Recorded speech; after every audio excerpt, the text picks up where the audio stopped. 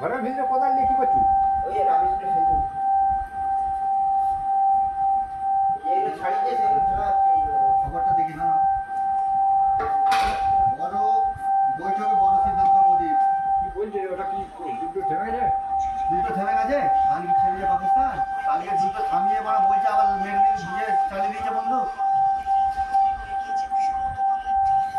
ওদিকে আবার বিশ্বাস করে বলতে নেই, ওরা শুনলে আমার কিছু কিছু বন্ধু আছে খারাপ লাগে তাদের, কারণ ভালো ছেলে, কিন্তু কিছু করার নেই। তোমাদের দুটো দুনিয়াটাই যদি তোমরা সবাই দিত শুনতে হবে।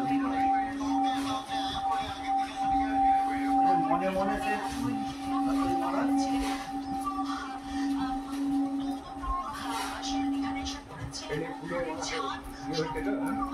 দেখি আমাদের এখানে তো দুটো হামলা করছি কালকে, আচমকা ছেড়ে দিয়েছে না। তোমাকে ধরো